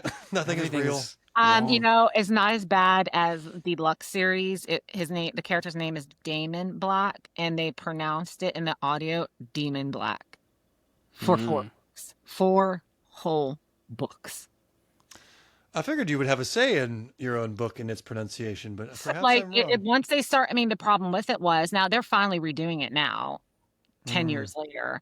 But it's the price, it's the cost. They would have to redo all of them, and they just didn't want to. But they didn't ask. I mean, and it's they just go on the way.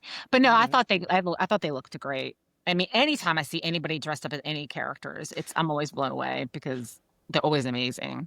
I don't know if she would actually say, "Oh yeah, y'all sucked as those characters." Yeah, she's like, she wouldn't lie to Oh, me. yeah. Stevens was better than mine. We go back and forth on whose is sometimes. I think I was better at the last ball we did together, but I definitely. Yeah. Well, I don't get to see a lot of the guys dressed up as characters. A lot of times it's the ladies dressed up as lady characters. So I think it's always cool when I see the guy ones. I think Jay's was for the men was probably Jay's was pretty good because he Let me was. see. Yeah. Smash. Yeah, Jay's also just jacked, so it helps. But Yeah. okay. Okay, next question. Next question. This person says, "I want to start reading your books. Where do I start?" I mean, you have From 70,000 of them. So All right. I'll stick on theme. Start with From Blood and Ash is where I would suggest you start. that's a So good what is the recommended order for? no. Do you I know the prequels has like which do you? I mean, a lot of people read them in the order of publication, which you can do. I would suggest read Flesh and Fire first because it is finished. It's the prequel. Really? And yeah, so you can read that. And then when you go into the Blood and Ash world, you would have probably a better understanding of some of the world. Yeah. And then you meet the characters that actually started everything. Yeah. I'm doing the tandem read that the internet said you should do, and so it incorporates Flesh and Fire within Blood and Ash. It kind of gets confusing, but you kind of spoil some things in book one if you read Flesh and Fire first, but not any major things. Yeah, like there's like I think what it calls is you would probably when you read Blood and Ash, you'd be like, wait a second, like Yeah. somebody's not telling the truth here. Yeah. Yeah. And so it's that unraveling because I feel like you still would hopefully be like, what happened? Like what happened to all of them? Like what's going on? And so I hope there's still a bit of a mystery there, but I know a lot of people just do as publication date, which I would say unintentionally did that. So yeah, and writing them together, yeah, I was confused. I was like I was The like, author's confused, the reader's confused. We're all confused. no, but I was like, because I have to remember what was in Blood and Ash and what was in, and I'm like, wait, what did I say when? Yeah, like why? Why did I? do that? Yeah. So it gets kind of confusing when you read them like that. But okay, so you'd recommend Flesh and Fire first. Okay, cool. You're gonna break the internet on that answer. I was gonna say I like the. There's gonna be a drama on Book Talk now. Now I win arguments. She pronounced the character's name that she made up wrong. Yeah. All right, She wanted her imaginary pronunciation right. All right, go ahead, Steven.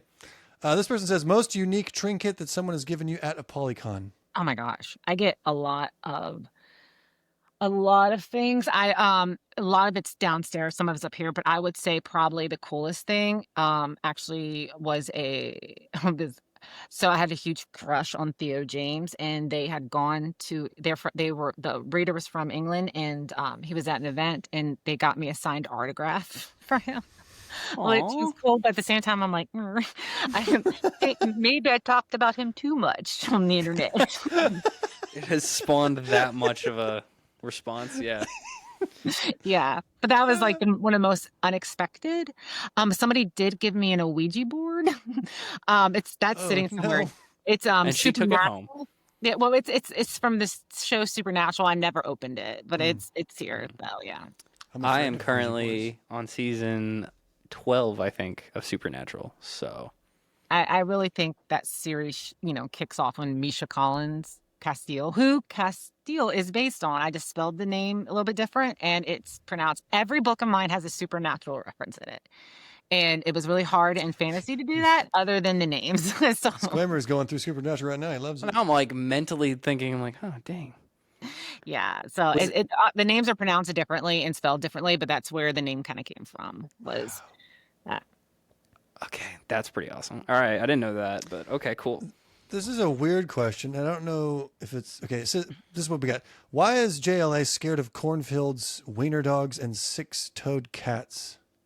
Well, that would be Jennifer, who we were talking about earlier. Okay. Because again, I am a child of the 90s. I saw Children of the Corn, and Jen lived in a cornfield. Like her home was surrounded by cornfields, and there's nothing creepier than cornfields. Like anything could literally be in there. You would never know. Yeah, And the movie I still- Signs did cornfield stuff. Right. I mean, honestly, I would prefer aliens other than creepy homicidal kids. Like, That's a good point. Kids are terrifying. Kids they God, are. kids Like, are creepy. Like, we were talking about hauntings earlier, like a child ghost. That's just it. That set the house on fire. Like, there's nothing creepier than the pitter patter of ghost children. Like, I don't want that.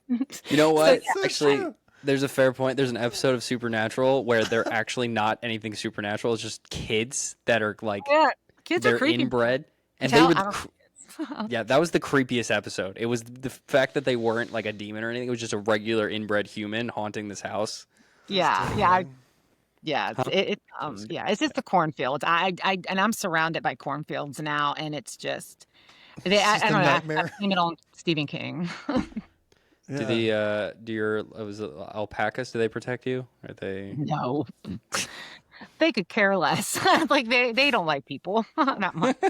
Mine don't. The llamas you don't want to mess with. They are bigger, they are stronger, and they are not that afraid of people. So they'll just okay. stalk you. All right, fair enough. Now I need some guard dog or guard llamas. Got it. That's what I'm gonna. I mean, that's what they have llamas for on farms, our guards, because we have a lot of coyotes. And so like it's that what keeps them kind of away from the farm area because we I have like, sheep and goats, which are easy prey for coyotes. So I can't even imagine a llama hurting anything, but now I want to see a llama attack a coyote because that sounds the comical. llamas are they. I don't know if you guys have ever been around horses, but you know how horses will like when they turn, like they're so strong. If you're standing next to them, they'll just reposition you. Oh yeah. Llamas are the same way. Like they're very strong and they're very like stout. Like, but they're bigger, but they're very strong. Like you would not want to get because they also can kick. And like, I mean, I've been knocked around by them accidentally. And just me not paying attention, but like I would not want one of them coming after me. It would hurt I'm bad. learning so much about llamas right now. I didn't know anything about This llamas. is just going to be called Llamas with Jayla. Yeah. All right, Steven, any more? Yeah, there's a bunch more. We could do 2 more if that's okay. Pick 2 more of your favorite. What's your next tat going to be? The next what?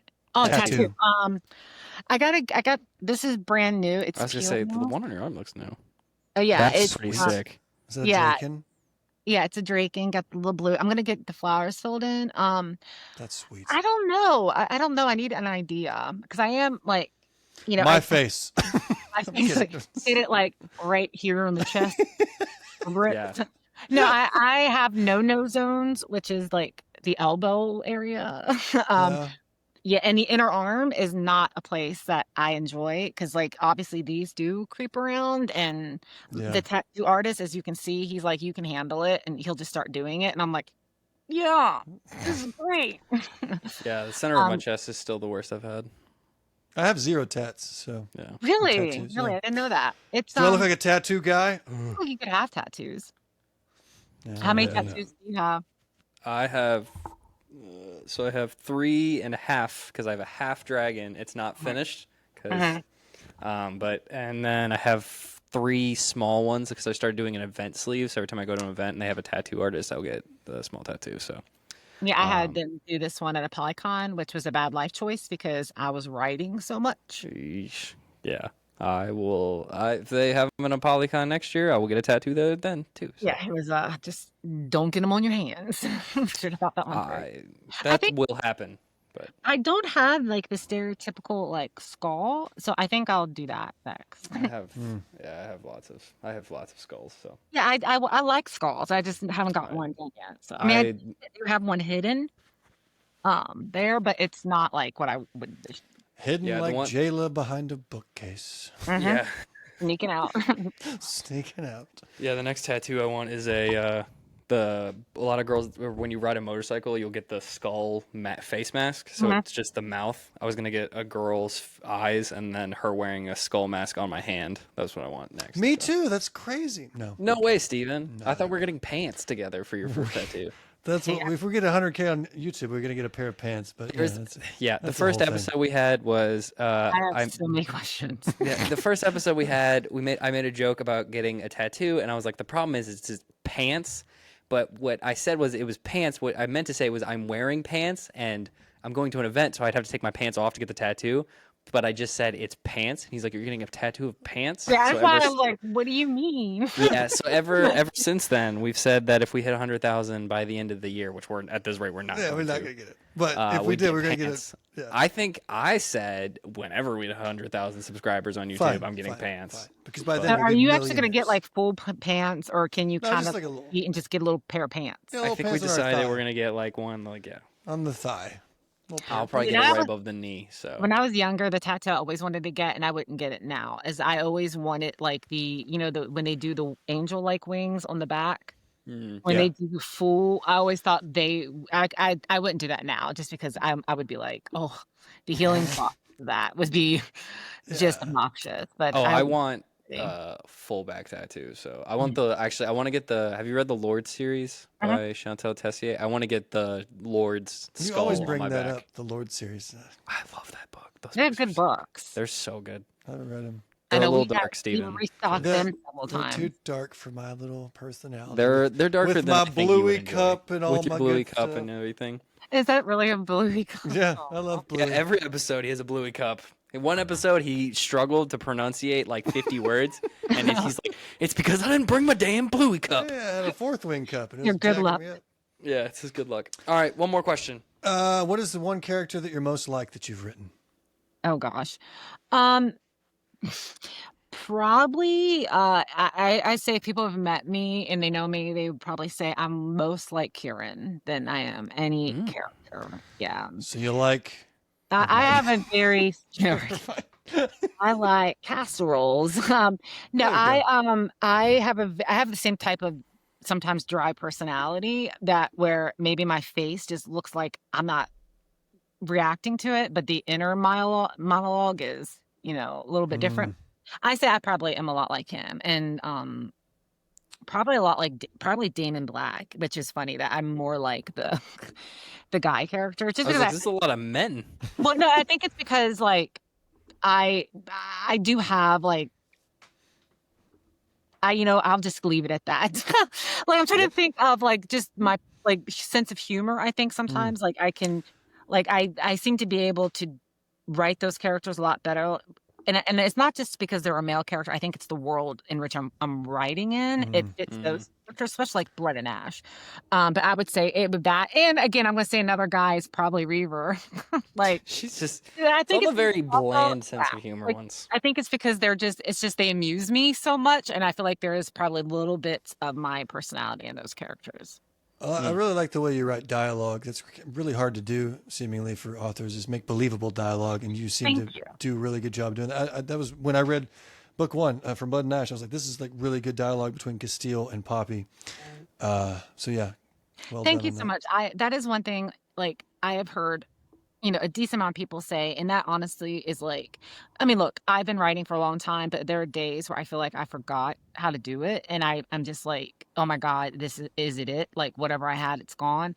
And like hearing stuff like that does help because, it kind of reminds you, like, no, you know how to do this. Stop being Yeah. stupid You and can just, do it. you sit down and do it. But yeah, I think believable dialogue is like, it's not easy to do, but the things I think that work is when I kind of like shut off a little bit, if that makes sense. And I just Yeah. let it go, like just let it go. And then, um, because I think even in fantasy, it's one thing I did have someone tell me, like, so that has been option for like adaptation. But before that, there was another person looking at it and they were talking to me and they said something which is so true. And I really wish we were able to go with this person because I felt like he got it because this is true. He said he was like, he had been reading a lot of fantasies and he was like, this is the first one that made me laugh. He was like, I get the feeling you don't take yourself that seriously. And I was like, no, I don't. And that was like, I was like, you get me. I mean, because I can't I take it seriously, don't get me wrong, but it's like, I like to have fun with it. Yeah. Like, Yeah. have fun with it. Even if people are dying left and right and you're cursing and crying 1 second, I want you to be laughing the Yeah. next. Yeah. And yeah. And Yeah. so that is, I think, something that I always like when also it's just a good thing that was ever told to me. I was like, okay, this person gets me. They get that I'm not going to be too serious about anything with it. I love it. Yeah. I like it. Yeah, not that I mean the things I have written are minimal, but I think that Oh, bringing it back to you, Squamer. Okay. no, let's I go. think that shut up, Steven. Let's talk about your works now, buddy. No, I think that the dialogue is not the part I would struggle with. I think it's the mundane things I would struggle with the most, if because I haven't written anything really long. But I think the way I view things is so ADHD jumbled that like pacing in my head wouldn't make sense. And like, because we talked to wasn't it Samantha Brentmore, Steven, that was like eating food is really hard. Yeah, yeah. 'Cause Oh, at yeah. what point is Like like dinner scenes are difficult. to dinner write. scenes are You don't wanna be very hard to repeating the write. same thing. Like I took a bite. I Yeah. chewed. Yeah, I was like, I would never thought of Readers that. typically gloss over that. Yeah. Yeah, so this is so I have ADHD, so I completely understand that. So one thing that how I learned is that you don't want your characters in a vacuum, a dark hole, right? Right. Like you're so that you have no I it's just these two people talking and you don't know the setting. The one thing I think even with eating just stuff is the setting as a part of during the dialogue. So it's a lot of times you can do that with replacing dialogue tags, is having them interact with the setting around them, and that's how you kind of like set the scene, and you can do that with food. But yes, eating food is one of the hardest things because you don't. And here's the thing I just hate because I will spend a god awful amount of time trying to figure out how to say it. I chewed slowly, differently, right? Yeah. And then I realize it doesn't matter. People don't even read that part. They do, Right. but Yeah. Yeah, it's they don't think about it. dialogue. Yeah. Yeah. But the thing is there is a part of that they know that character is eating. Right. And so I think like don't worry about it too much. Like if you just want to say I picked up the cup, you picked up the cup, move on. It's not the important part of the story. You don't want to over explain what's already kind of embedded there. Yeah. I think it is interesting on now that we're doing this more and more is talking to different authors and the similarities of issues that they have versus like some of the things that they don't. It's interesting. But yeah, all of them have agreed so far that the dinner thing or just eating in general is hard.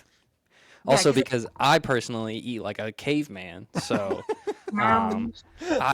I like to tell people it's because when I eat, I bend over and I put both hands on each side. And it's because when I was younger, as soon as my sister hit her first growth spurt, there was never seconds. So the faster you ate, the more food you got. So and that hasn't gone away. So I demolish food. And yeah, so now I'm like, if I had to write a book, it can't be.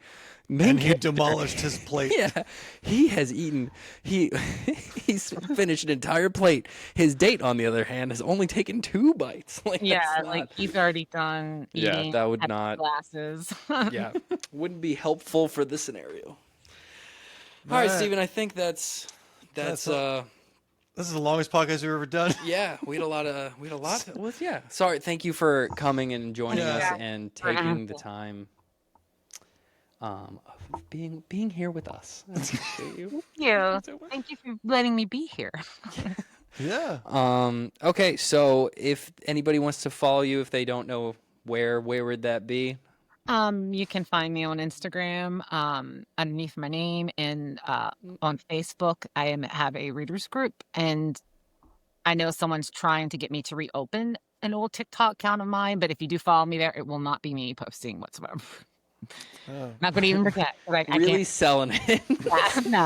It won't be me. Yeah, just the sites. Like, but in Jlanders is where it's really 100% just, and I'm just posting dumb stuff when I'm posting in there. Not always like word stuff. Word. Cool. Yeah, I always like to have people to tag their socials because on Instagram you're killing it. You got a huge following. So yeah, you're the most famous person I've ever talked to. What? Okay, we need to broaden your horizons. Well, I mean, like on this podcast, not ever. Like even on Instagram. I mean, it took a long time to build that, and it's slow, but steady. Yeah, no, it's great. She's like, it's great. It's going good. So steady. Sing us out, Squamer. What? We're doing the singing? No, we're not gonna do the singing. Oh, okay. I'll read us out. Well, thank you again, Jennifer, for joining us on this episode as we went into the book stuff. If you could follow us at SmashCast Podcast, we're on all of the socials: TikTok, Instagram, YouTube, Snapchat. No, we're not on Snapchat yet. I think we should be never. Eventually. I hate Snapchat. I like it. I'm working on Burn it. it to the Reels ground. and most of your social. And we're now on Apple Music and Spotify, which is new for us. We just started that. So. Yeah, give us a rating. And if you love us and want to see our faces, go on YouTube, subscribe there. And I think that's it. Also, we always end the podcast with our guest of honor saying the word smash. Yeah, can you do that, Jen? Smash.